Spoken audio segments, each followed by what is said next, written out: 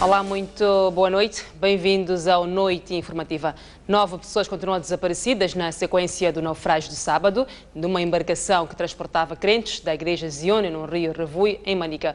O governador de Manica, Alberto Mondlane, deslocou-se hoje para o local da tragédia para se inteirar da situação e confortar as famílias das vítimas. 2 dias após o naufrágio de uma embarcação que causou a morte de 3 pessoas e desaparecimento de 9, ainda não foi possível localizar as vítimas desaparecidas. Familiares, já em desespero, estão acampados no local do incidente, onde intensificam as suas rezas, enquanto a equipa de Corpo de Salvação Pública desdobra-se na procura das vítimas, o que continuava a ser infrutífero até por volta das 19 horas desta segunda-feira. O governador de Manica, Alberto Mondlane, deslocou-se ao local da tragédia esta manhã para se inteirar da situação e, ao mesmo tempo, confortar as famílias das vítimas perecidas e as que ainda não foram localizadas.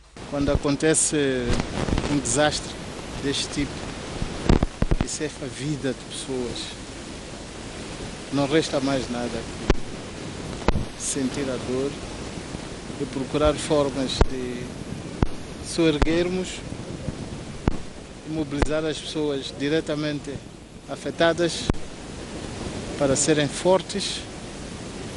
E também é importante tirarmos lições daquilo que aconteceu para evitarmos mais acidentes no futuro. Questionado do apoio que será prestado às famílias das vítimas pelo governo provincial, Alberto Mondlane disse que, além de confortar as famílias, o executivo irá ajudar na realização de cerimônias fúnebres. Numa situação destas, o apoio nunca chega. O mais importante é a solidariedade humana. Penso que a nossa presença aqui, se calhar, vale mais do que qualquer coisa que nós possamos fazer. Nós vamos conseguir trazer a vida das pessoas. E, naturalmente, havemos de dar algum apoio material neste momento de cerimônias fúnebres. Teremos que olhar para aquilo que for suscetível da nossa ação em termos de apoio social. Entretanto, a liderança da igreja mantém a esperança de serem localizadas as vítimas dadas como desaparecidas. Temos canoas de pescadores lá, então para entrar no barco, porque para entrar não tem pessoas que entrou. Veio a pessoa do bombeiro Chimoio, veio aí, disse para cuidar, não entrou aí embaixo, só rodeou aí em cima, então regressou. Então ninguém pensou que vai entrar lá para ver onde está no cima. Só estamos esperando Deus dizer, então, ou o Espírito aí para tirar essa pessoa, então para fora, então não se entrar. Só está espera para sair. Enquanto isso, a equipa de bombeiros e pescadores continuam nas águas do rio Revue para operações de busca das vítimas que desapareceram. O presidente da República convidou o líder da RENAM a respeitar as regras do jogo democrático e evitar o caminho da confusão. Filipe Nunes reiterou que toda a sua ação será no sentido de respeitar a Constituição e as leis na República.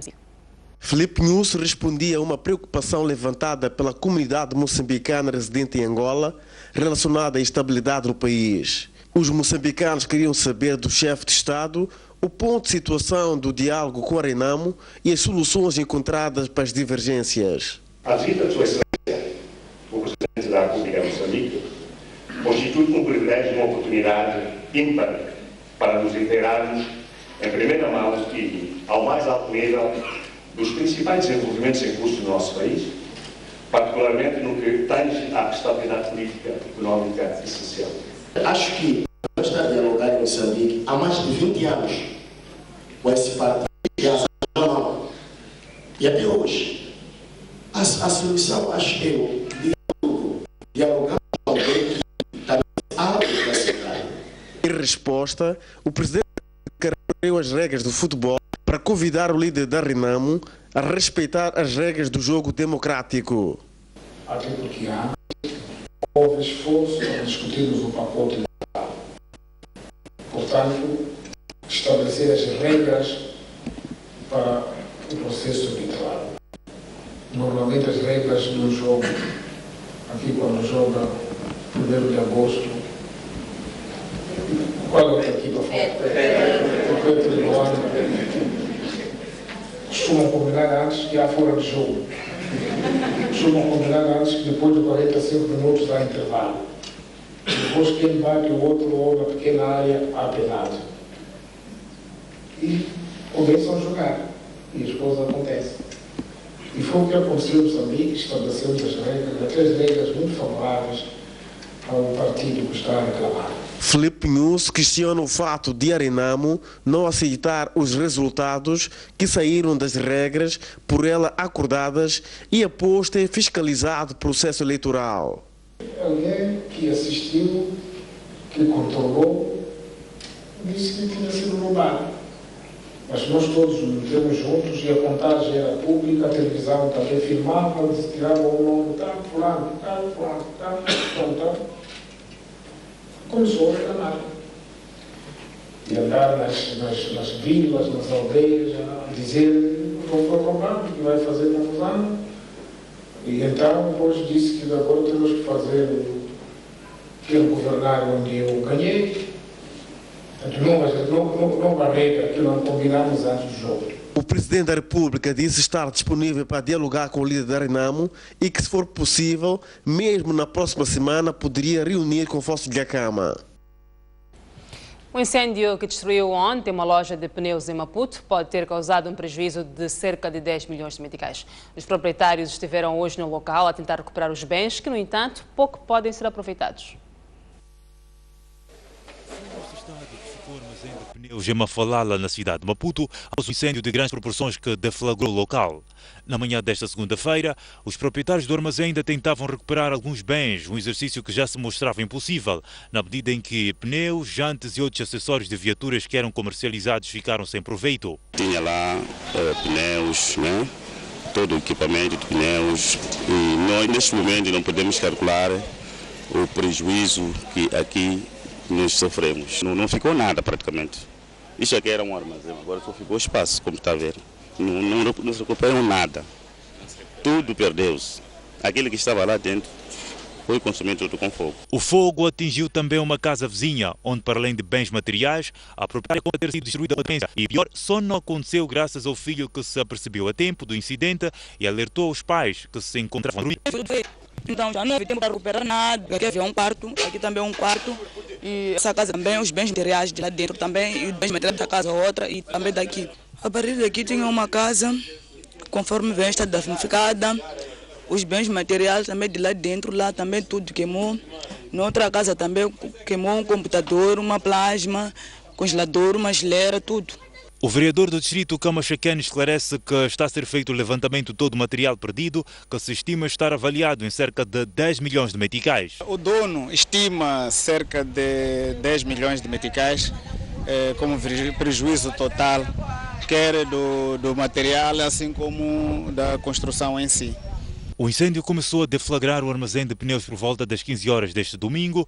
Só foi possível parar a fúria do fogo por volta das 19 horas.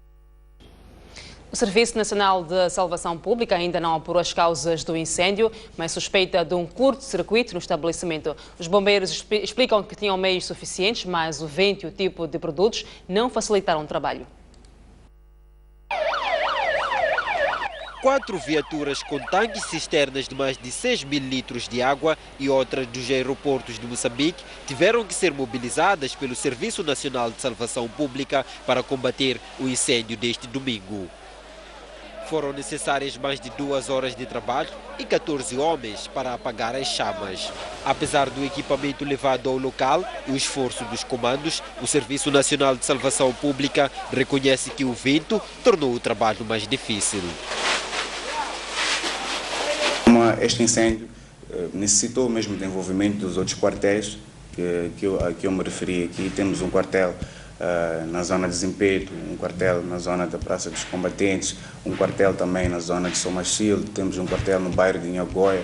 Todos estes meios humanos e técnicos foram mobilizados com vista a auxiliar tanto nesta operação. Mas, como disse, nós estamos capacitados e, como podemos verificar, apesar de ser material altamente inflamável, pneus e câmeras de ar, houve, portanto, a perícia e a técnica que o Serviço de Salvação Pública dispõe possibilitou a extinção com sucesso deste incêndio. Suspeita-se que o incidente tenha sido causado por um curto-circuito ocorrido dentro do estabelecimento, mas os bombeiros continuam a tentar apurar a real causa. Neste momento, a equipe de peritos do Serviço Nacional de Salvação Pública está no terreno com vista a averiguar as reais causas que estejam por detrás deste incêndio. Presume-se até o momento que seja mesmo por curto-circuito que este incêndio tenha sido originado, mas neste momento dados preliminares não nos permitem afirmar com categoria que de fato trata-se mesmo de um curto-circuito que originou este incêndio. Portanto, oportunamente o Serviço Nacional de Salvação Pública poderá se pronunciar sobre as reais causas que estiveram por detrás desse incêndio que teve, portanto, trouxe grandes prejuízos para este estabelecimento comercial. Este foi o segundo incêndio de grandes proporções ocorrido desde o início deste mês na cidade de Maputo. O primeiro foi no passado dia 1 de novembro e destruiu 12 viaturas numa oficina do quartel das Forças Armadas de Moçambique. O Ministério da Saúde afastou a tese de envenenamento premeditado como causa da tragédia que matou mais de 70 pessoas no distrito de Chitima em janeiro passado. Segundo resultados de análises laboratoriais, a fatídica bebida consumida em Chitima estava contaminada por uma bactéria letal que se desenvolveu durante a fermentação do pombe. Os resultados das análises foram apresentados esta quarta-feira pelo Ministério da Saúde. As amostras de pombe tinham sido enviadas para laboratórios em Portugal, África do Sul e Estados Unidos da América, após concluir-se que não havia capacidade de análise em Moçambique. A África do Sul e Portugal não conseguiram identificar a substância, sendo que os resultados vieram dos Estados Unidos da América. A conclusão das análises é de que a bebida estava contaminada por toxinas, que são substâncias letais produzidas por uma bactéria. Esta intoxicação foi provocada por toxinas produzidas por uma bactéria e essas toxinas estavam presentes tanto no pombe suspeito como na farinha de milho suspeita. Também, ao nível da farinha de milho, foi identificada a presença de uma bactéria. Esta bactéria é a bactéria responsável pela produção destas toxinas. A investigação indica que o pombe foi confeccionado com farinha de milho imprópria, já contaminada pelas toxinas. É que nós descobrimos que houve uso no fabrico do pombe de uma farinha de milho que havia sido considerada imprópria para consumo direto, mas que foi julgada própria para fabrico de pombe. Portanto, era uma farinha de milho que tinha sido danificada porque o local onde essa farinha de milho estava armazenada tinha sido alagada após chuvas e então a comunidade achou que aquela farinha não podia ser usada para consumo direto, mas que para o fabrico de pombe estava bem. E essa farinha foi utilizada no fabrico de pombe. O Ministério da Saúde chama a atenção ao fato da bactéria que produz as toxinas ser fértil em produtos fermentados, como as bebidas caseiras. O particular desta bactéria é que ela é uma bactéria em que, em ambientes de fermentação, é estimulada a produzir estas toxinas. Portanto, aquele meio de fabrico de pombe é um tipo de meio bem adequado para esta bactéria produzir as toxinas. Este é um fenómeno bem documentado, como eu já disse, na Ásia, onde há casos de intoxicação em ingestão de alimentos que levam a um processo de fermentação e, portanto, estes eventos na Ásia serviram de modelo para estudar bem esta bactéria. A conclusão das análises ao pombe deita por terra as suspeitas de que a bebida teria sido envenenada, o que fez com que uma pessoa fosse detida. As mortes por pombe em Chitima, na província de Tete, começaram no dia 9 de janeiro passado e perderam a vida 75 pessoas. Para comentar em torno deste relatório, em forma do Ministério da Saúde, o Noite Informativa recebe 3 convidados. São eles o Sr. Dr. Francisco Mbofana, que é Diretor Nacional da Saúde Pública, António Bueno, que é advogado, e o Dr. Eduardo Samguto, que é Diretor Científico do Instituto Nacional de Saúde. A todos, muito boa noite. Bem-vindos ao Noite Informativa. Vou começar mesmo pelo Dr. Samguto, que é cientista. Referi que dos 256 indivíduos que consumiram pomba, 232 pessoas adoeceram e 75 morreram. Dr. Sam Good esteve ligado às investigações deste caso, esteve no terreno. Como é que foram feitas estas investigações e em que momento é que se decidiu recorrer aos laboratórios internacionais? Boa noite. Em primeiro lugar, queria cumprimentar os telespectadores que nos assistem em casa. Em segundo lugar, queria agradecer a STV pela oportunidade que dá-nos de vir aqui conversar um pouco sobre o desfecho deste caso. Em relação à sua pergunta, nós seguimos o padrão ouro de uma investigação para um evento desta natureza. E eu estive no local no dia seguinte. Isto foi no dia... A ingestão foi no dia 9, uma sexta-feira de janeiro, e no dia seguinte. Então, este já é um primeiro aspecto importante que eu gostaria de realçar, foi a rapidez da reação. Às 22 horas do dia 9, entraram 4 casos, dos quais um óbito. Em menos de 24 horas, já estava uma equipe complexa no terreno. Acho que este é um aspecto de realçar, que mostra que houve reação rápida e à altura porque a equipe que se juntou à equipe que já se encontrava no terreno, dizer que ao nível local as ações de investigação já tinham iniciado e houve necessidade de recorrer a especialistas do nível nacional em Maputo, porque há a falta de pessoal especializado ao nível do distrito, mesmo ao nível da província, era uma equipe complexa e incluía epidemiologistas, cientistas de laboratório, neurologistas, internistas, psicólogos, médicos legistas, técnicos de laboratórios e por aí em diante. Esta chegada no dia seguinte, digamos, imediata ao acontecimento, contribui bastante ou contribuiu para a investigação? Foi determinante, porque em qualquer investigação, a rapidez na reação, enquanto os factos ainda estão lá, quanto mais cedo, melhor. E este protocolo foi seguido.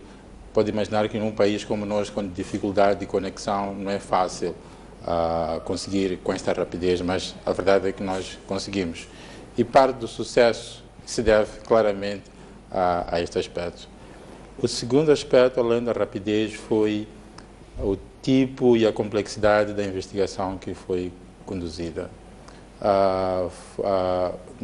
Nós conduzimos uma investigação que era composta por 4 elementos principais: uma investigação clínico-epidemiológica, uma investigação médico-legal, uma investigação laboratorial e uma investigação ambiental toxicológica.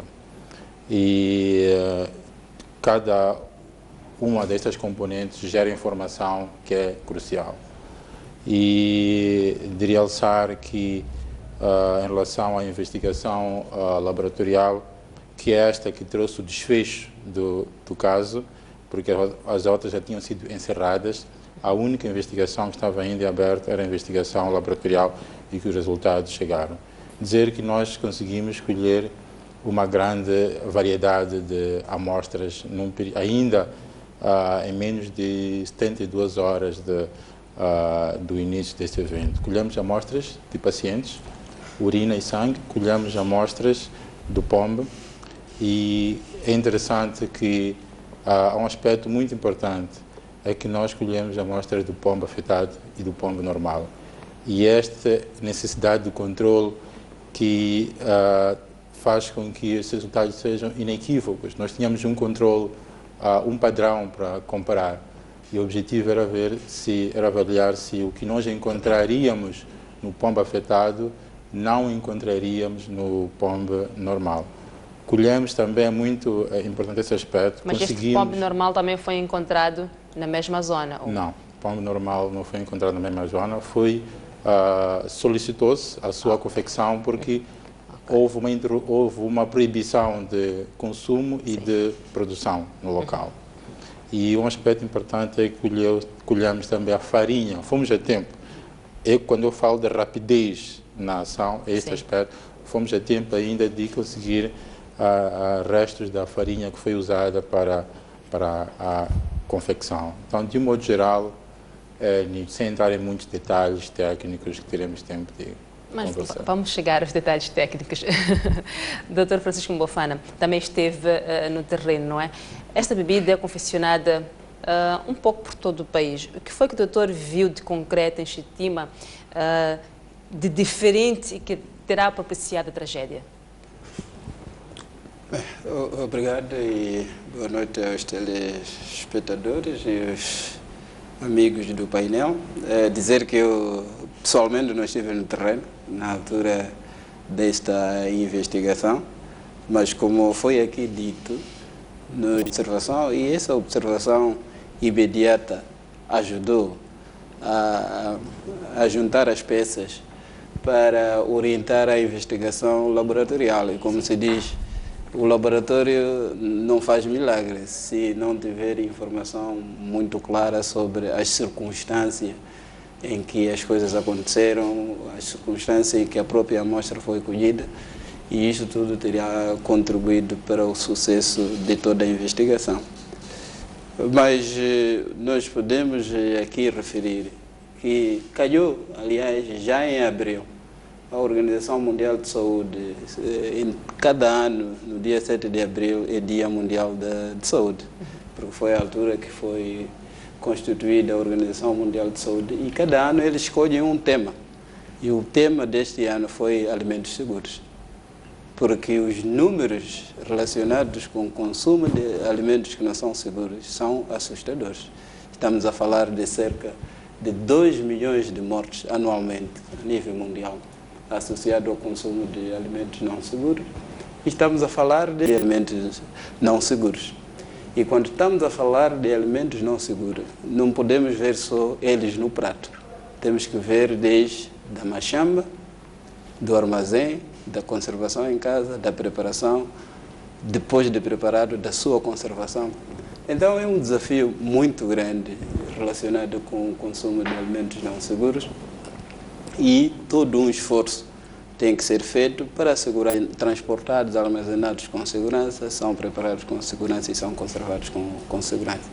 Então, aqui não podemos explorar que, nesse caso específico de Xitima, a questão foi tão particular. Eu penso que a pesquisa indicou de que o elemento usado, a farinha usada para confeccionar este pombe, não estava em condições era uma farinha estragada.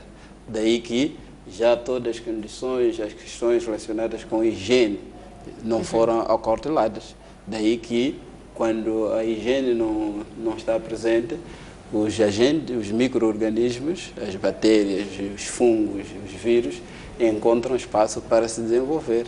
É como o que aconteceu aqui particularmente. Mas nós, como Ministério de Saúde e como Governo, temos toda a preocupação para assegurar que, de fato, os alimentos sejam preparados com segurança e que, afinal de contas, o alimento tem que ser nutritivo, não tem que ser veículo para a transmissão de doença. Mas reconhecemos que há um desafio muito grande devido a toda essa complexidade. O doutor acabou de mencionar que a farinha estava estragada, não é?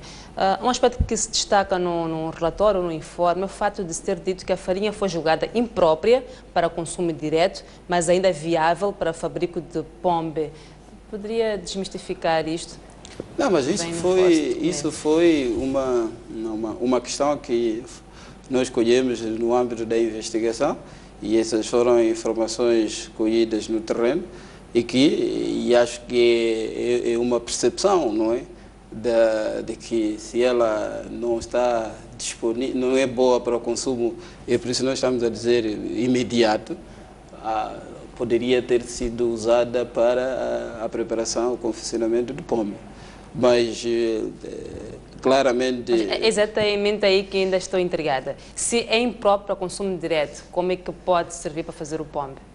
Não, quer dizer, aqui podemos explorar uma série de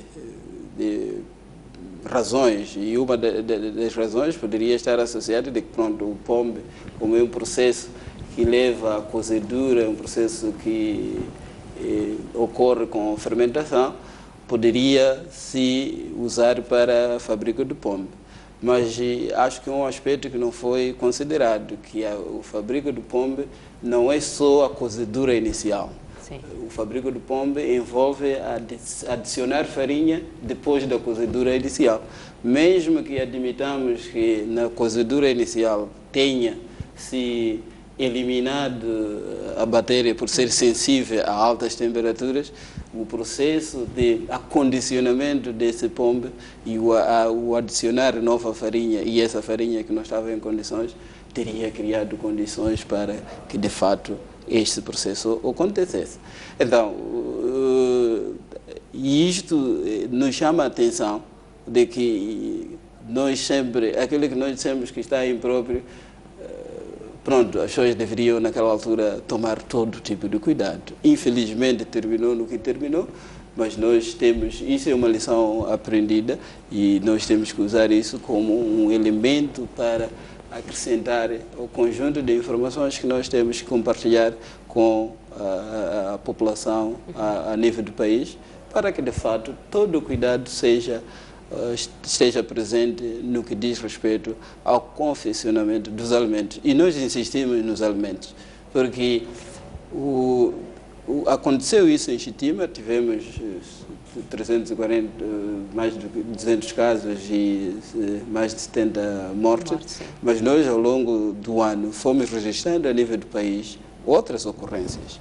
Algumas delas, felizmente, não terminaram com óbito, mas tivemos situações de que as pessoas tomaram marreio, tiveram situações de diarreia e vômito, tivemos situações de pessoas que comeram carne, também tivemos situações de diarreia e vômito e registramos alguns óbitos, não na dimensão que foi Xitima.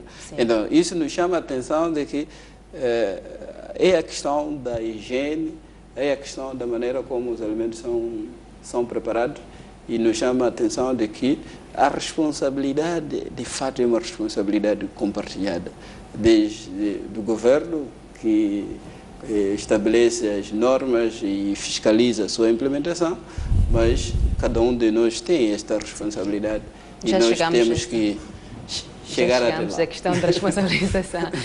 Dr. Bueno, bem, 11 meses depois temos aquilo que é o relatório do Ministério da Saúde em relação ao caso Xitima, e a conclusão é que as mortes não foram provocadas por um fator humano, como se pensava na altura, mas sim por uma bactéria.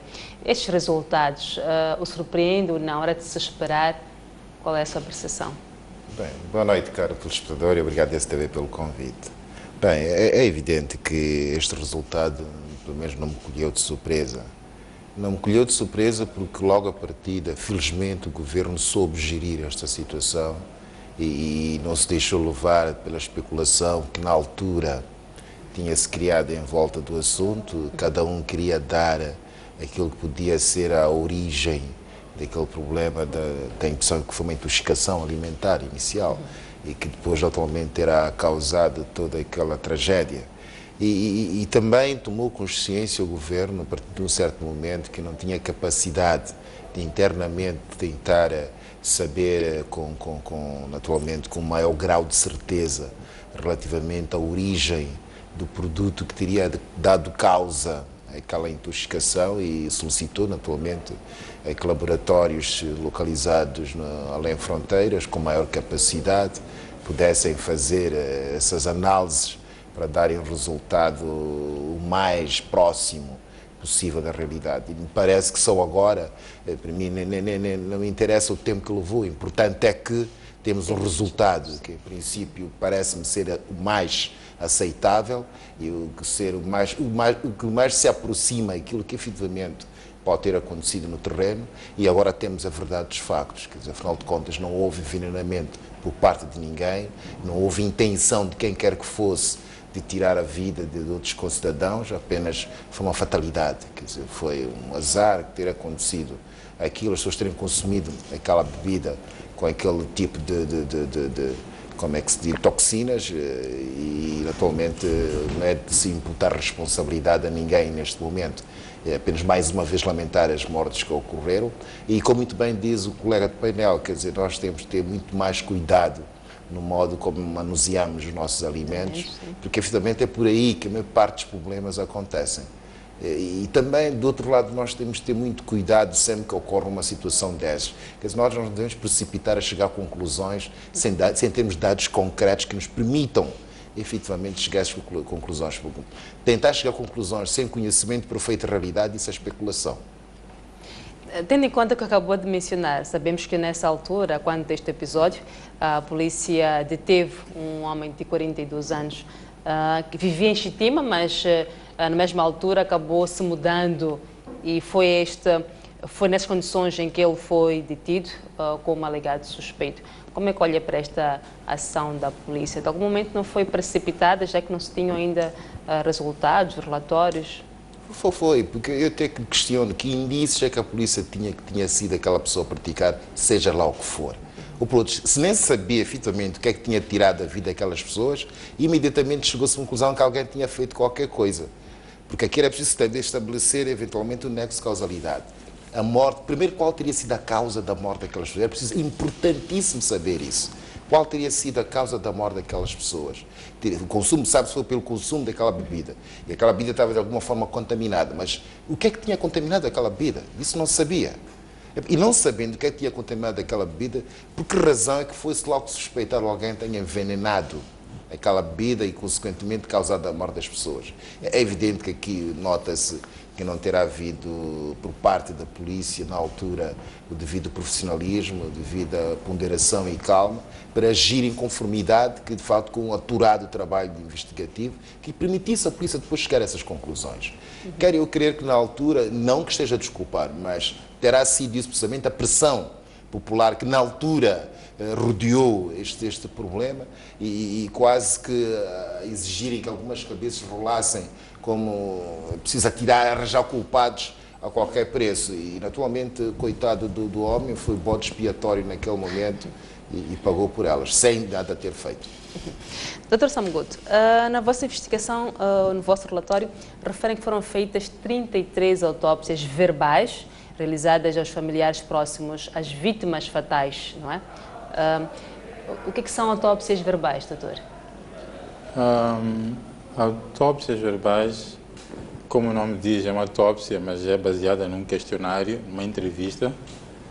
O objetivo de uma autópsia é reconstruir a história de modo a chegar a um diagnóstico final, a causa de morte, neste caso. As autópsias são para definir a causa de morte.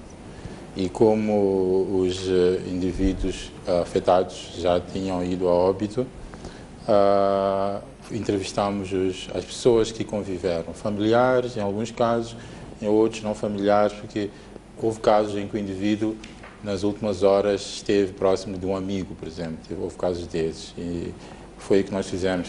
Existe um método padronizado e um questionário padronizado em que há perguntas que são efetuadas e com base nessas perguntas podemos entender melhor o que realmente aconteceu e que que esteve associado ao óbito que aconteceu. Mas esta foi uma das muitas estratégias de recolha de informação e de evidência que pudesse nos guiar na nossa investigação.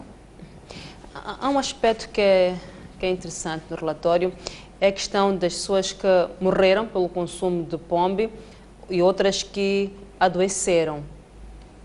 Como é que esta bactéria age no organismo? Quando é que umas morrem e outras não? Isto tem a ver, há vários fatores que condicionam isto, não acontece só, não é específico para o pombo, não é específico para esta bactéria, mas é comum. Indivíduos, primeiro, nós somos diferentes, é comum estarmos expostos ao mesmo risco e uns ficarem doentes, outros não ficarem, uns ficarem mais gravemente, outros menos. Mas tem um aspecto importante, que é o nível da exposição. Quando eu falo de nível de exposição, aqui a exposição é o pombo. Nós fizemos uma investigação, parte da autópsia verbal e das entrevistas aos sobreviventes, aos internados, alguns dos quais depois, infelizmente, optaram, foi para entender esse aspecto, porque a diferença, porque isto ajuda-nos também a chegar, isto dá-nos luzes sobre a possível etiologia. E neste caso era a quantidade do pombe que foi consumido. Ou seja, nós tivemos indivíduos, na investigação que fizemos, o consumo de pombe variou de 61 ml, que é um copo pequeno, até 2 litros e 250 ml, que é uma garrafa de mais de 2 litros. E nós vimos que houve uma relação direta entre a quantidade de bebida consumida e a severidade, inclusive o óbito. Ou seja, os que ingeriram menos tiveram sintomatologia mais leve, e os que ingeriram mais tiveram sintomatologia mais severa ou inclusive obitaram. Isto é que explica a diferença. Que é a quantidade, porque também refere no relatório que 24 pessoas consumiram, mas nem sequer adoeceram. Exatamente. É uma questão de quantidade mesmo. Exatamente. Okay. Dr. Pofana, a bactéria é encontrada no ambiente, solo, água e plantas, não é? Como refere o vosso documento, e favorece meios úmidos, não é? Outra coisa que se diz é que este é um caso raro, costuma acontecer mais na Ásia, deu-se exemplo da Indonésia e China. Mas também parece que estamos a olhar para um cenário moçambicano, a questão da umidade, das chuvas. Se assumimos que temos o mesmo ambiente, como é que se explica que durante anos não passamos por esta situação que passamos agora? Porque o país sempre teve chuvas, não é? E nas zonas rurais, a conservação dos produtos não é das melhores. Então, como é que se explica durante anos não tenhamos tido, pelo menos não neste formato, em acontecer as coisas? Bem, quer dizer, a explicação em relação a isso é o que já o Dr. Sam Good teria já que explicar, dito, mas é preciso considerar que nós temos um mundo em mudança. E esse mundo em mudança não são só os homens que mudam, até as bactérias mudam, os parasitas mudam. E nós temos hoje desafios relacionados com aquilo que nós chamamos de micro-organismos emergentes ou reemergentes, que aparentemente já não constituíam um problema, mas devido à mudança das condições, principalmente do ambiente, isso favorece a sua multiplicação e, consequentemente, podem constituir um problema de saúde pública. Agora, nesse caso específico, nós temos que ver que um elemento importante é a dimensão do que aconteceu. E a dimensão do que aconteceu deu origem a uma investigação muito mais rigorosa, muito mais complexa e completa. Não é assim? E como aqui foi dito, naquela altura, quando surgiu, nós não sabíamos o que era. Então, para nós chegarmos até lá, tivemos que reunir essa informação, e aqui é importante de que se nós tivéssemos enviado isso ao laboratório o mais sofisticado possível, e sem dissermos nada, de que está aí a amostra e procura algo, também não iam encontrar. Então, significa de que as condições que existiram e foram colhidas e deram nós demos essa informação aos colegas dos laboratórios fora do país, essas é que ajudaram a fazer, isso é por exclusão. Imagine só que quando as equipas estiveram em TED, já nessa altura listaram mais de 300 agentes possíveis que poderiam estar envolvidos. E lembra-se que se falou até de bilis de crocodilo. Sim. Inclusive, bile do crocodilo também foi enviado para pesquisa, que era para isso. Então, aqui nós temos que considerar esse aspecto, de que os fenômenos podem acontecer e muitas das vezes nos passam despercebidos devido à sua dimensão. Não é assim? É uma bactéria rara, ela pode estar a acontecer, pode ser que ela se desenvolva em ambientes que não estão relacionados com os alimentos, então não é ingerido, e se não é ingerido, então não vai provocar a situação como nesse caso. Então, nós não podemos dizer, ok, tratando de uma coisa rara e não acontecendo em ambientes africanos, não pode ocorrer por aqui. Isso seria muito perigoso.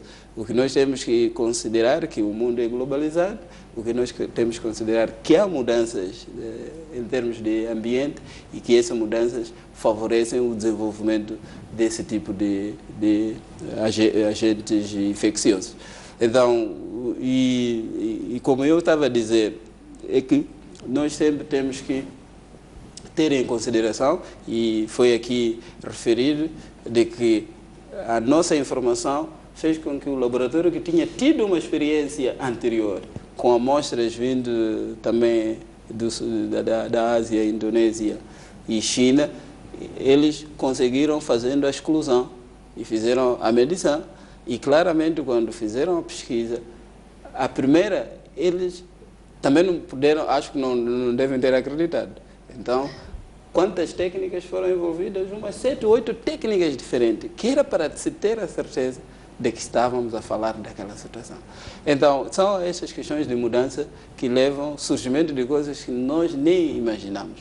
Daí que todo cuidado é pouco. Sempre temos que considerar de que estamos em risco e daí temos que tomar todo o cuidado.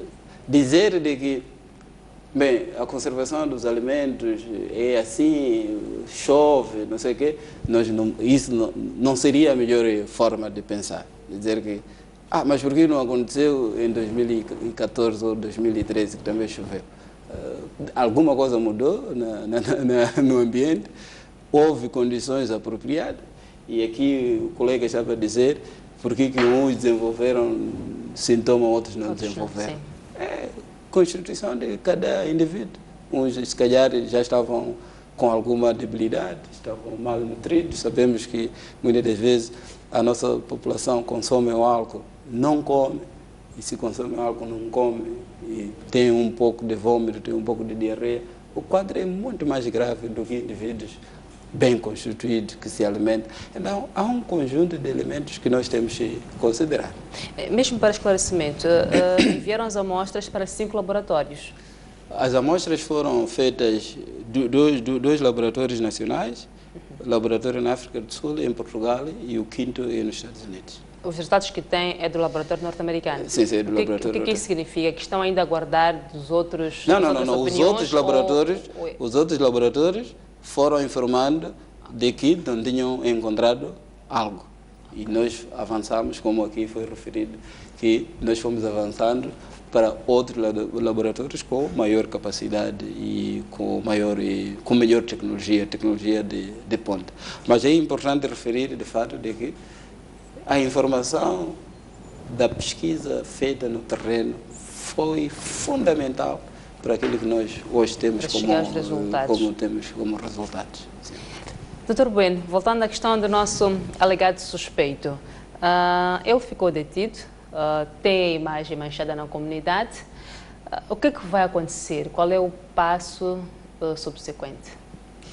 Bem, logo a partida ele tem o direito de eventualmente o dano que tivesse sofrido por causa desta situação precipitada da polícia, autoridades policiais, ser ressarcido.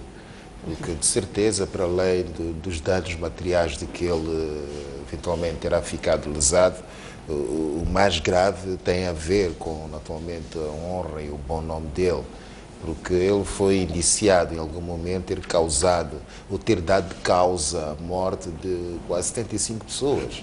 Quer dizer, e isso numa comunidade, a pessoa começa a ser olhada de forma diferente, quer dizer, a pessoa começa a ser inclusive até afastada e hostilizada no meio em que vive, e pode até acontecer que mesmo apesar destes resultados, as pessoas da comunidade não aceitem esses resultados e achem que é uma forma de tentar se proteger o tal indivíduo, que pode naturalmente levar a que ele seja afastado daquela comunidade, e isso vai afetar a vida dele para todo o sempre. e pode não ser só com ele, até gerações, os filhos, descendentes dele, também podem de alguma forma ficarem traumatizados com esta situação e haver sempre qualquer espírito de vingança por parte ainda de que haja alguém, esta se não for informação de acautelado. que o senhor não teve nada a ver com... Evidentemente, porque o que ficou, eu creio que na altura, a primeira impressão que ficou foi que aquilo foi propositado. Alguém terá feito, ou por inveja, ou por seja qual for a motivação, e isto naturalmente ficou marcado nas pessoas. Dificilmente as pessoas vão conseguir livrar-se desta primeira mensagem, e que não foi só naquele meio, inclusive a nível nacional, ouvia-se muitas vozes também no mesmo diapasão a afirmarem que terá sido iniciativa de alguém. E também pode, naturalmente, quando pretender, demandar o próprio Estado. Ele tem direito, naturalmente, a ser de alguma forma materialmente compensado, não vai resolvendo tudo, mas tem naturalmente direito de ser materialmente compensado pelo período primeiro, pelo fato de ter sido detido, sei que tivesse qualquer coisa a ver com o facto, mas acima de tudo pelo fato de ter recaído sobre ele a suspeita de ter sido o agente causador da morte de quase 105 pessoas, hospitalizadas outras tantas. Ele pode ser indenizado pelo Estado, mas não vai ter uma vida saudável na comunidade? Bom, naturalmente que não. O ideal seria retirar-se daquela zona para uma outra zona, porque de certeza ali terá vida complicada. Dr. Sam Good é cientista, mas esteve no local. Sentiu esta questão da vingança ou este pensamento em relação às pessoas que entrevistou?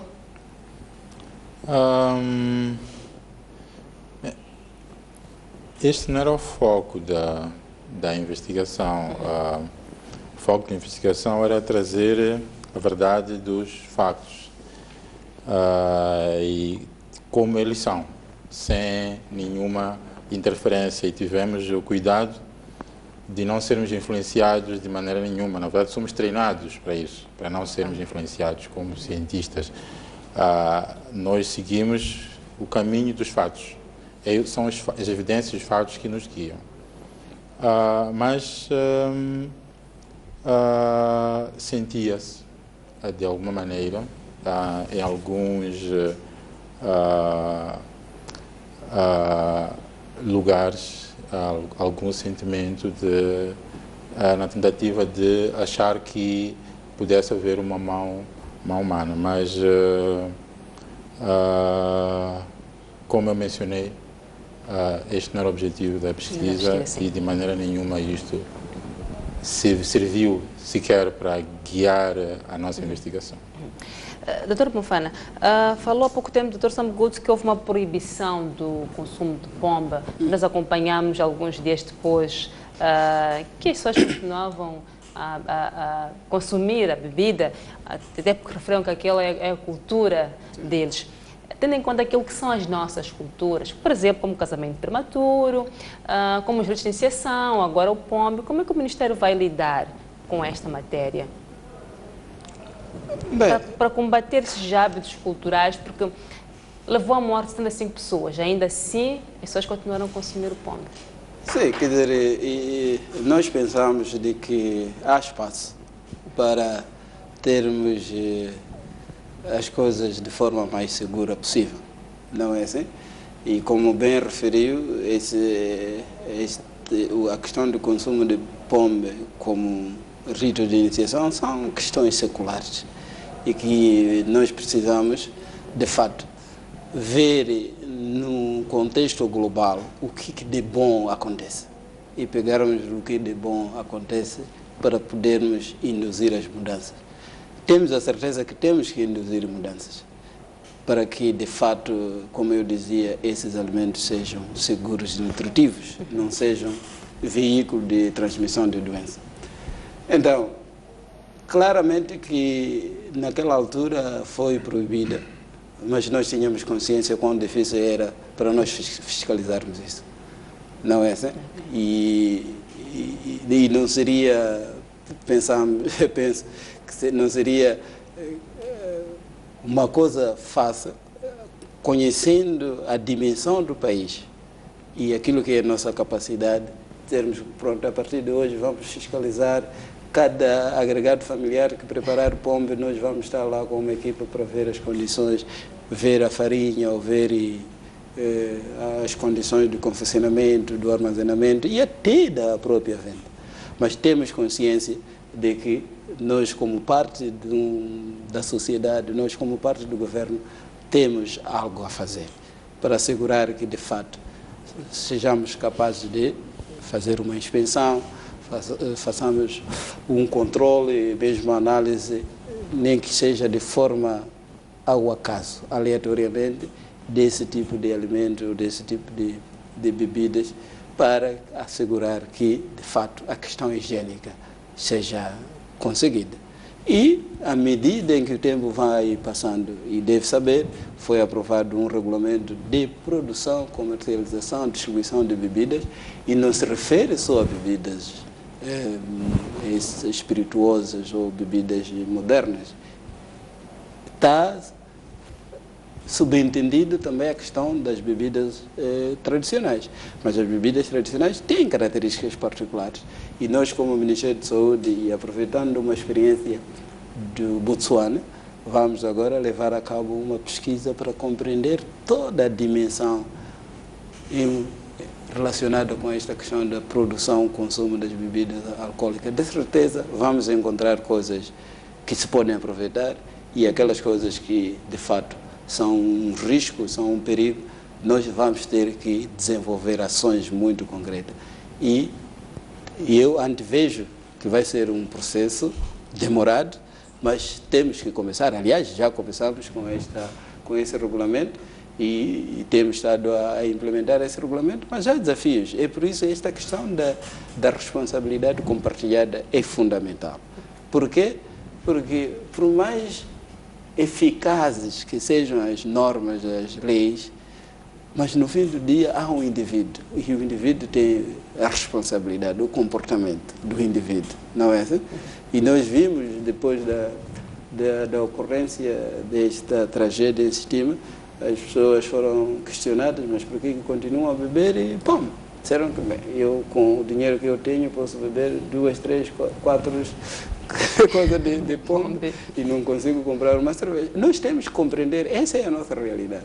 E temos que, sim, continuar, porque já que estamos a começar, nós temos, digamos, a campanha nacional de saneamento do meio e promoção de higiene individual e coletiva. Quando falamos de higiene individual e coletiva, não estamos só a falar de tomar banho, estamos a falar de lavar mão. Quando manuseia os alimentos, tem que manusear de melhor forma.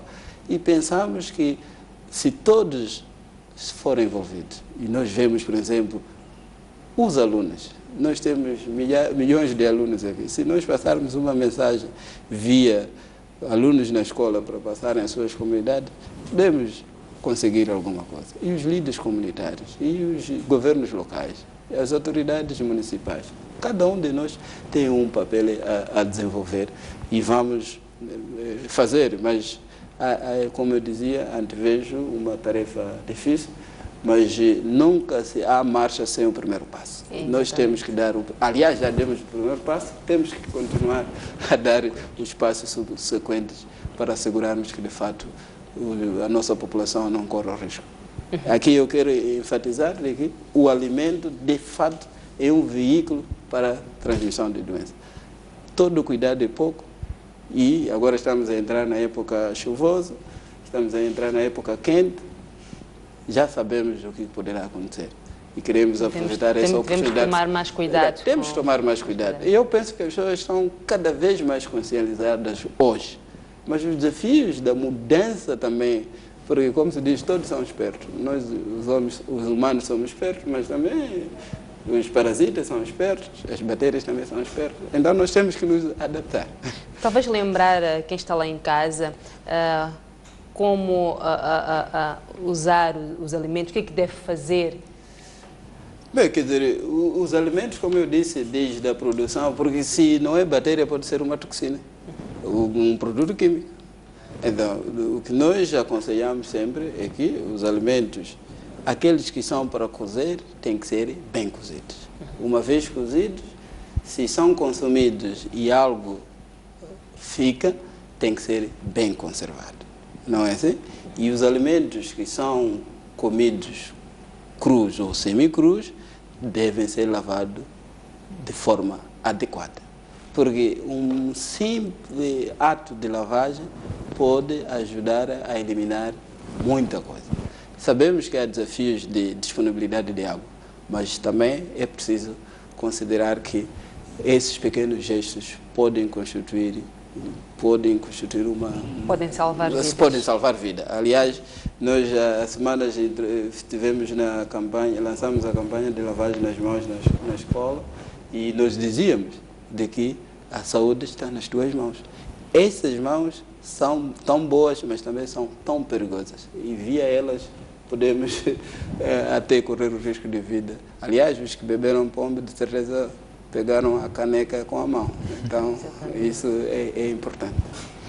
Dr. Samugoto, algo mais que não tenhamos comentado em relação àquilo que é o relatório, que seja importante deixar ficar, mesmo para encerrarmos?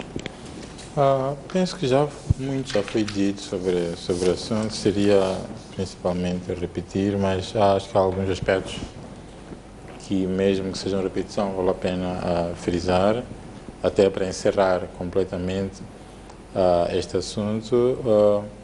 Foi uma investigação para nós e para a sociedade, para todos, que foi fechada a investigação com chave de ouro e não são muitos casos no mundo com esta complexidade, causada por uma bactéria rara que tem um desfecho como este. Embora tenham sido 11 meses, nós sempre dizemos por que foram precisos 11 meses, e nós dizemos que para nós foram só 11 meses. Porque não é fácil fazer uma investigação dessas. E gostaria de frisar de novo que a rapidez e a qualidade do trabalho do terreno foram cruciais para esta investigação. Este é o primeiro fato. O segundo aspecto é a qualidade do trabalho laboratorial feito desde a colheita de amostras. O fato de termos escolhido amostras controles e termos ido a tempo de encontrar o ingrediente, que foi a farinha, foi determinante para fechar. São poucas, volto a repetir, não são muitas investigações que são feitas com esta perícia e este detalhe, investigações epidemiológicas, porque muitas vezes não se consegue colher tantos factos como nós conseguimos colher. E a rapidez desta investigação, inclusive a rapidez com que nós tivemos este desfeito, são devidos a esta qualidade do trabalho de terreno. E, por fim, dizer que uma grande lição foi aprendida e o Ministério de Saúde está a trabalhar nisso, que é a construção de um laboratório de toxicologia médica. Infelizmente, as análises foram feitas quase na sua totalidade fora do país e foi nos Estados Unidos que onde foi detectado, só para ter em mente que nem Portugal nem África do Sul conseguiram detectar. Então, não é simples montar capacidade para isto. E nós tomamos a coragem e o novo edifício do Instituto Nacional de Saúde a ser construído em Marraquém, que próximo ano estará pronto, ele vai comportar um laboratório de toxicologia médica. O fato de Portugal, por exemplo, como mencionou, não ter detectado, isso significa o quê? Que não conhecem a bactéria, nunca passaram por uma situação igual a esta? Há um aspecto importante que é a experiência anterior do laboratório. E os laboratórios dos Estados Unidos, não só este que conseguiu encontrar esta bactéria, mas muitos outros, têm a particularidade de serem laboratórios internacionais no sentido de que apoiam outros países a investigar. E este laboratório é um laboratório do governo americano, um laboratório altamente prestigiado e já investigou casos anteriores, então já tinha experiência. É diferente dos laboratórios de Portugal e de África do Sul. A questão de complexidade tecnológica claramente marca muita diferença. É um passo, é um caminho longo para chegarmos lá. Nós estamos a dizer que Moçambique no próximo ano vai ter capacidade de chegar a um desfecho como este, com esta eficiência. Estamos a dizer que queremos chegar lá. Em termos de investigação, já foi uma boa investigação. Foi. Dr. Bueno, últimas considerações em relação àquilo que aconteceu em Chitima, os resultados, e também talvez já ficar algo sobre a detenção. do alegado suspeito. Eu acho, acima de tudo, um apelo aos nossos concidadãos, no sentido de, perante eventos da mesma natureza, é sempre recomendável deixarmos que as pessoas com conhecimento na área façam o seu trabalho. Isso até faz-me recordar uma velha frase que diz: não vale sapateiro além da chinelo. E pessoas, de facto, sem nenhum conhecimento sobre a matéria, faziam-se passar por autoridades na área, já emitiam opiniões descabidas, na maior parte dos casos, ao invés de esperar que o resultado da investigação chegasse ao fim. E agora, felizmente, chegou. E também não só cidadãos comuns, o mais grave, quando as autoridades policiais, com base apenas naquilo que é intriga, com base naquilo que tem sido vinculado por certas pessoas, sem nenhum dados concretos, sem indícios também que lhes pudesse orientar no sentido de imputar responsabilidade criminal a alguém, todavia detiveram um cidadão inocente e naturalmente imputando o fato de ele ter sido causador daquelas mortes, e hoje percebeu-se que não é, que o senhor não tinha nada a ver com aquilo, e isso é grave, e não é a primeira vez que acontece. Temos visto recorrentemente a polícia, em muitos casos, a deter pessoas, e mais grave, deter para investigar, o que é proibido por lei, todavia a polícia o fez, neste caso, deteve o cidadão para investigar depois se não teria sido ele o causador daquelas mortes, e não foi. E isto, naturalmente, é inaceitável num Estado de Direito Democrático que nós queremos implementar em Moçambique, em que se a polícia tiver que deter alguém, tem que ter indícios muito fortes e que possam, de alguma forma, responsabilizar essas pessoas. Exatamente. Doutor Bonfana, algumas considerações? Já disse tudo? Sim, já disse tudo, mas talvez acrescentar-lhe que, de fato, nós vamos disseminar esse relatório a nível da província e vamos ao nível do distrito. Vai ser difícil traduzir esses nomes tão complexos, mas eu penso que é importante que as pessoas lá no distrito tenham a oportunidade de saber também o que aconteceu. Vamos encontrar a melhor forma de compartilharmos a nível do distrito esta informação, e isso talvez pode também ajudar um pouco esta questão da reabilitação do indivíduo envolvido. Pelo menos as pessoas vão saber de o que terá acontecido e isso pode ajudar de sobremaneira. Então não é só a nível nacional que nós estamos a fazer essa publicação, essa disseminação desses resultados, porque pensamos que é importante que a nível da província e do distrito também saiba. Muito obrigada a Dr. Francisco Mbofana, que é Diretor Nacional de Saúde Pública, Dr. António Bueno, que é advogado, e Dr. Eduardo Sambuto, que é Diretor Científico do Instituto Nacional de Saúde. Foi um prazer imenso recebê-los. Espero que voltem mais vezes. Boa noite. Boa noite. Vamos a um breve intervalo, voltamos a seguir com mais informação. Até já.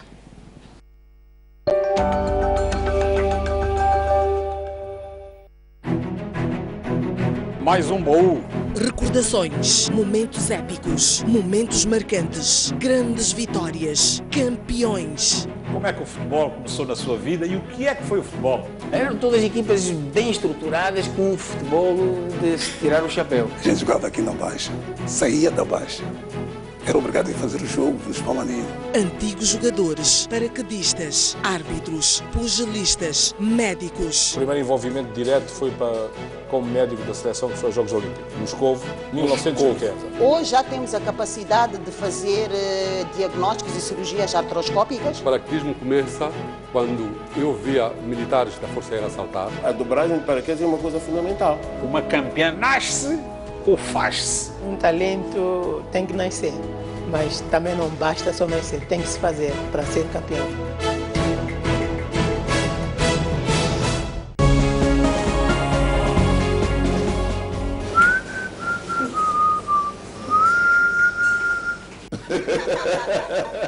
O próximo convidado do programa Mosefo é Manu Dibango. Vamos conversar com o leão africano sobre música, cultura, África e até de bananas. I wrote Soul Makossa, right? Sometimes I ask to one in charge of economy in my country to call a banana Makossa banana, so the culture can go to economy. Não perca aqui na STV.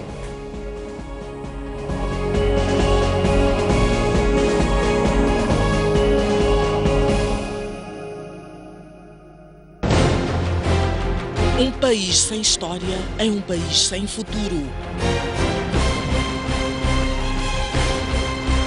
Um mundo sem referências é um mundo sem norte.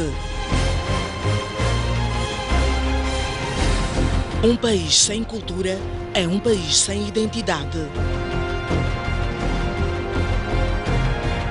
Um país sem ídolos é um país sem referências.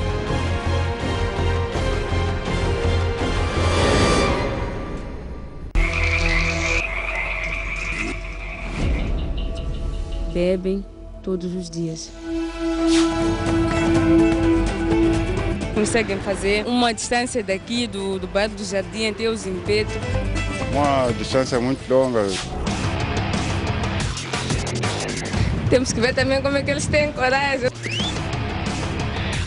Em regatas há as punições. Portanto, se alguém viola uma regra... Faz sentido viver o que contamos. Torna-nos mais próximos da realidade que veiculamos e aumenta a nossa sensibilidade. No grande plano. Já pode ler o jornal do País quando quiser e onde estiver. Quer saber como? O primeiro passo é ter a aplicação O País. Continua com dúvidas? Uma app é uma ferramenta que permite ter acesso a vários serviços do seu dispositivo móvel de forma integrada. Agora aceda à sua App Store ou à Play Store e faça o download de O País. Dessa forma, poderá aceder a uma versão digital do jornal. Assim, não deixe de acompanhar todas as edições do jornal. O País.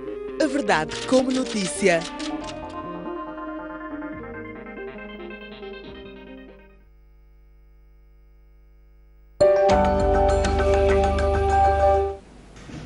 O distrito de Mucuba, na província da Zambésia, está a registrar uma redução de casos de cólera que vem assolando aquela região.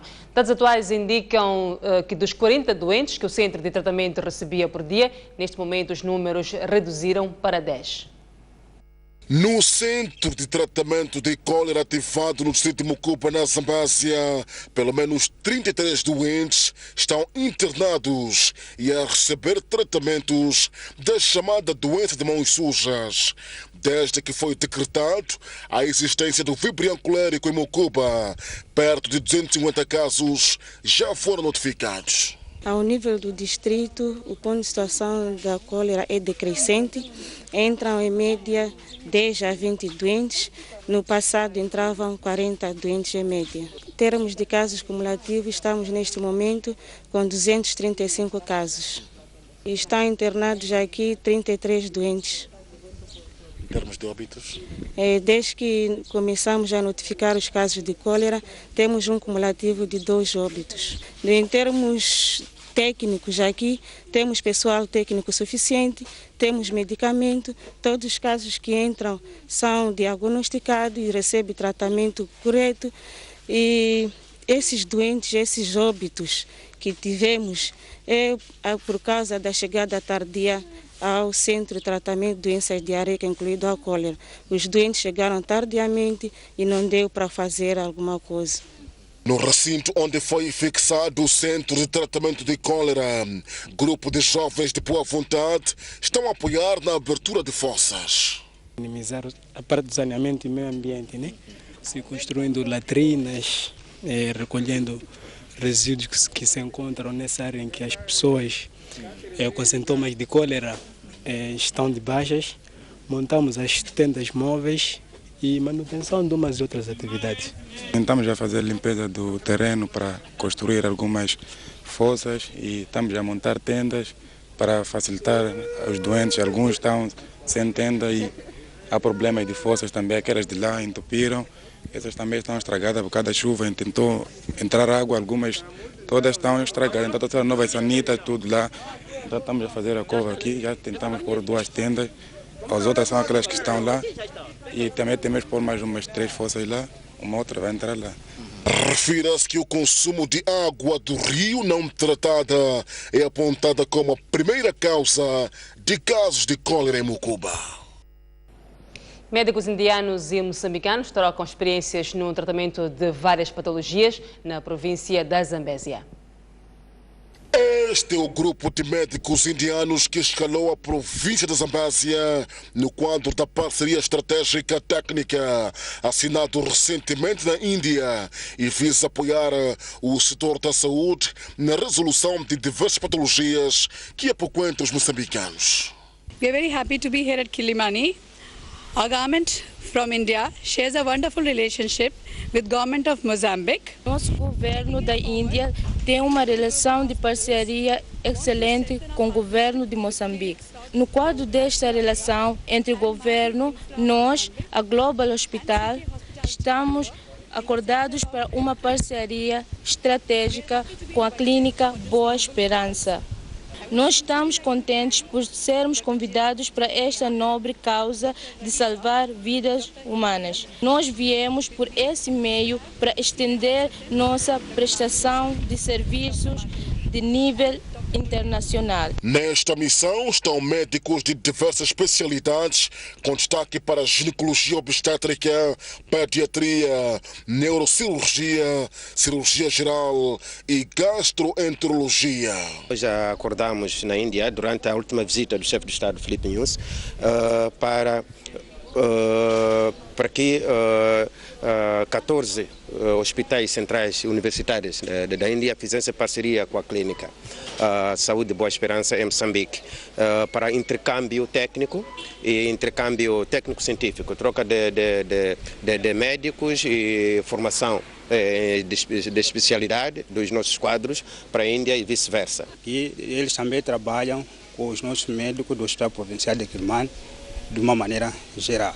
A parceria estratégica técnica vai reduzir elevados gastos que o Estado sofre durante o transporte do doente até a Índia quando não temos recursos locais. Porque, como sabe, a procura desses serviços é maior no país e às vezes a necessidade de levar o doente até a Índia para se aproximar do serviço. Com a vinda dos médicos indianos à Zambésia, pelo menos 70 pacientes desfavorecidos com diversas patologias mereceram atendimento e tratamento grátis. Das constantes restrições no fornecimento da água, que já dura mais de 3 meses. É o ponto de saturação dos residentes do bairro Chambon 3 líquido e quando pinga nas suas torneiras é por apenas 30 minutos, muitas vezes durante a calada da noite.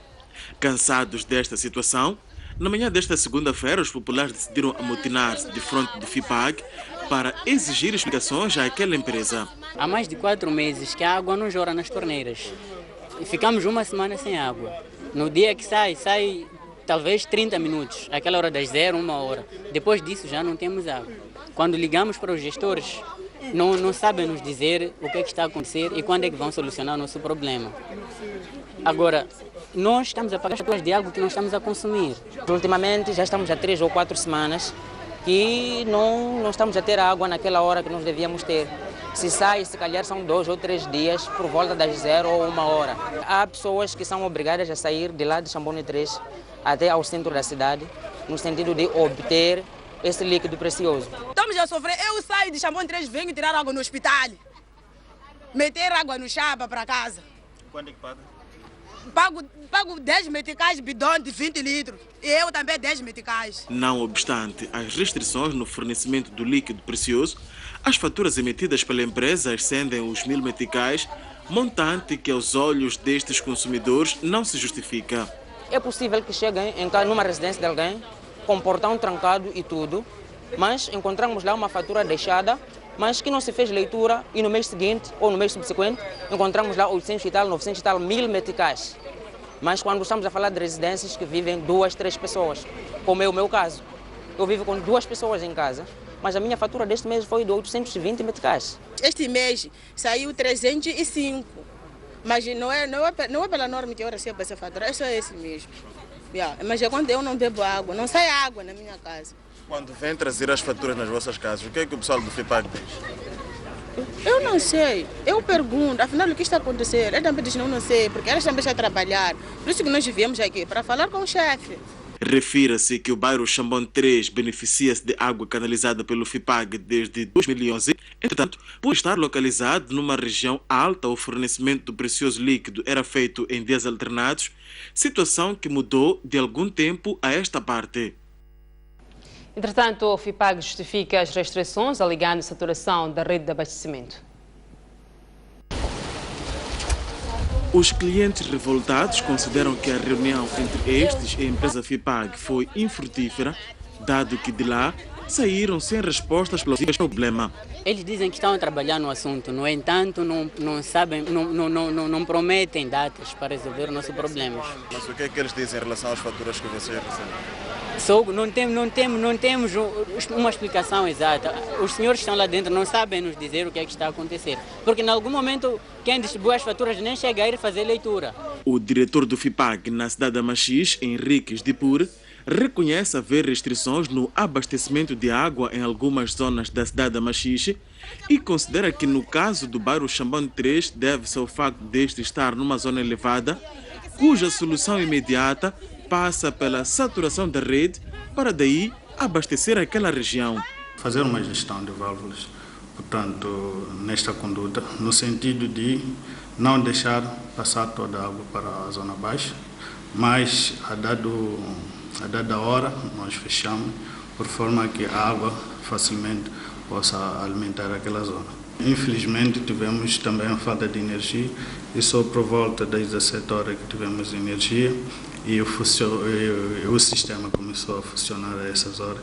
E quando é assim, é preciso primeiro preencher todo o vazio criado durante esta interrupção na rede e depois disso é que conseguimos equilibrar o sistema. Relativamente às faturas consideradas elevadas pelos consumidores, Dipur sacode o capote e diz que tal pode ter origem em problemas nas ligações domésticas. Se nós temos fugas dentro do quintal ou mesmo na instalação interna das nossas casas, isso pode criar, portanto, elevados consumos.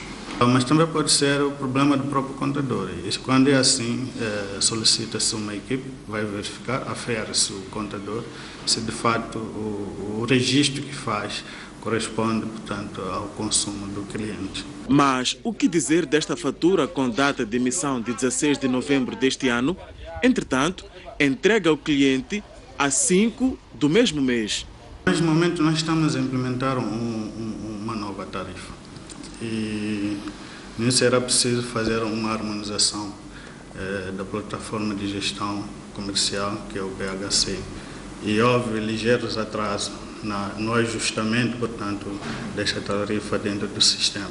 Henriques Dipur diz que, paralelamente aos trabalhos para garantir ao abastecimento de água naquela região, há um diálogo constante entre os gestores da empresa e os seus clientes, daí que não entende os motivos deste movimento. O governo moçambicano prometeu mandar uma delegação para Angola a partir do dia 13 de novembro corrente, com o objetivo de resolver os problemas de emissão de bilhetes de identidade e passaportes para os moçambicanos residentes neste país. Segundo dados da Embaixada de Moçambique e Angola, vivem neste país mais de 1000 moçambicanos. Apenas 733 é que estão registrados no consulado de Moçambique em Luanda.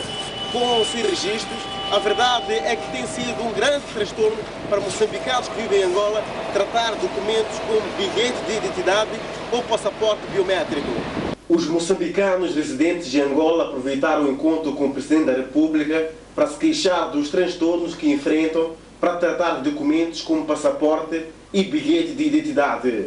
Solicitamos, de igual modo às autoridades moçambicanas, a criação de condições para a emissão de documentos de identificação, tais como bilhetes de identidade e passaportes biométricos, cartas de condução, etc.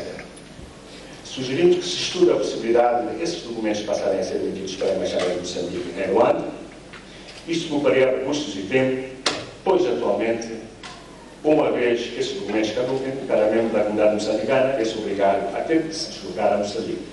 O Presidente da República indicou o Ministro do Interior, Basílio Monteiro, para responder às preocupações levantadas pelos moçambicanos residentes em Angola. Chegará a hora da migração e da identificação civil que estará cá por mais de 4 ou 5 dias para resolver problemas pontuais daqueles cidadãos que carecem desses documentos. Um dos outros aspectos colocado ao governo pela comunidade de moçambicanos que vive aqui em Angola tem que ver com a supressão de vistos de entrada nos 2 países para que haja uma facilidade de circulação de pessoas de Moçambique e Angola. Acontece que o governo disse que está a tratar deste assunto com as autoridades angolanas e que brevemente poderá haver uma solução. As imagens são de Helder Macossa, Orlando Macuacua, STV. A bancada parlamentar da Frelimo reuniu nesta segunda-feira com o Ministério dos Transportes e Comunicações para esclarecimentos sobre o projeto de revisão da Lei de Telecomunicações, que esta semana vai a debate. A Frelimo considera que a revisão da lei é pertinente, no entanto, a proposta do Executivo tem aspectos que precisam de ser melhorados. Quando faltam 2 dias para a sessão plenária que vai discutir a revisão da Lei das Telecomunicações, a Frelimo chamou o governo para pedir esclarecimentos sobre a proposta. Para a maioria parlamentar, o projeto é bem-vindo, mas precisa de ser melhorado. Nós, como grupo parlamentar na Comissão, achamos que ao de todo não está conforme. É que, em nosso entender, há muitos aspectos de profundidade que devem ser analisados, sobretudo quando nós tratamos de questões como a defesa do consumidor. A defesa do consumidor, a defesa do cidadão em relação ao sigilo e à privacidade dos cidadãos, em relação às operadoras de telefonia móvel, a questão da justiça ter acesso a determinados dados, estamos a falar da PIC, da Procuradoria e dos tribunais. Enfim, há uma série de fundamentos que achamos ser necessário analisar nesta proposta de lei. A Frelimo analisou também a proposta do MDM, que através de uma moção parlamentar pretende ver chumbado o último relatório do provedor da Justiça. Para o Partido dos Camaradas, a proposta é para ser chumbada. O projeto de moção do MDM que visa reprovar este instrumento, em nosso entender, deverá ser reprovado, porque o digníssimo provedor de Justiça apresentou-o de melhor forma. Para além da Lei das Telecomunicações e a moção de censura do MDM, o Parlamento vai discutir nesta semana a lei que cria o Serviço Postal e aprovar em definitivo o Estatuto da Ordem dos Enfermeiros de Moçambique. O Standard Bank vai apoiar a organização da Feira de Tecnologias de Informação e Comunicação, Mostec, com o objetivo de contribuir para a digitalização da Banca Nacional.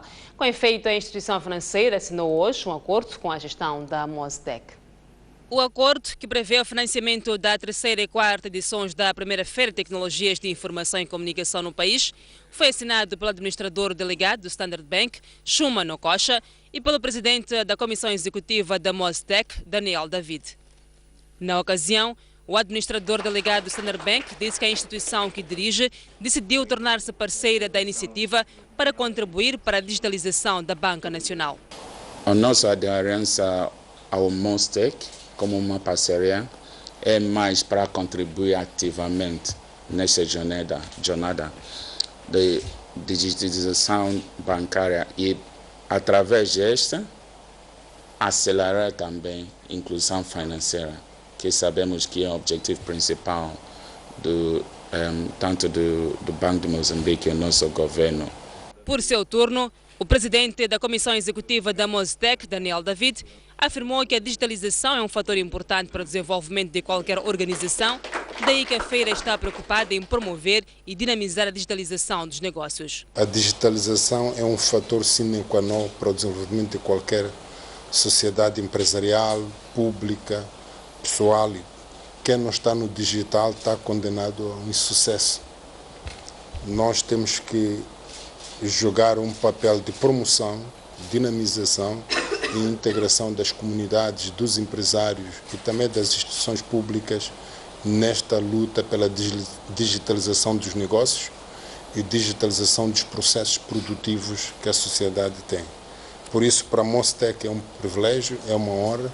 Este é o pontapé de saída. Esperamos que muitos outros parceiros vão se juntar a nós, mas o Standard Bank tomou a liderança e abriu aqui o caminho, como líder que é em muitas outras atividades que tem, mostrou a todos os outros que devemos apostar neste caminho. A Mostec é a iniciativa de um grupo de entidades públicas